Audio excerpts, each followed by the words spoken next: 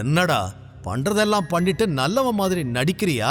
டேய், இவனை அடிங்கடா என்று தீரஜ் சொல்ல அவனும் அவனது நண்பர்களும் சர்வாவை அடிக்க ஆரம்பித்தனர். நிறுத்துங்க என்று கத்திய அதியமான் சர்வாவின் சட்டையை பிடித்து இழுத்தார். யாருடா நீ? எவ்வளோ தைரியம் இருந்தா எங்க வீட்டு பொண்ணு மேல கை வச்சிருப்ப என்று கத்தினார். சர்வா பதில் பேச முடியாமல் தடுமாறி நிற்க உடனே அதியமான், எப்ப இப்படி ஒரு தப்பு நடந்துச்சோ இதுக்கு மேல இதை இப்படியே விட்டா சரி வராது. 2 பேருக்கும் உடனே கல்யாணம் பண்ணி வச்சிடணும். தீரஜ், நாளைக்கே அதுக்கான ஏற்பாட்டை பண்ணிடு. இனி இவன் தான் நம்ம குடும்பத்தோட மாப்பிள்ளை, வேதிகாவோட புருஷன் என்று அழுத்தமாக கூற வேதிகா அதிர்ச்சியில் மலைத்து நின்றாள். தாத்தா, நீங்க தப்பா புரிஞ்சுக்கிட்டீங்க, நான் சொல்றது கொஞ்சம் கேளுங்க என்று அவள் பதற்றத்துடன் சொல்ல அவளை முறைத்தவர், நீ எதுவும் பேச தேவையில்லை. இவனை கூட்டிட்டு இப்பவே கிளம்பு. சாயங்காலம் விக்ரமனோட பார்ட்டி இருக்கு.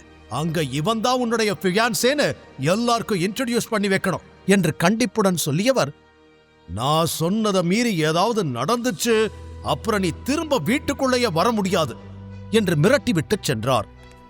தீரஜும் தன் திட்டம் வெற்றியடைந்த மகிழ்ச்சியில் வேதிகாவை பார்த்து நக்கலாக சிரித்துவிட்டு சென்றான்.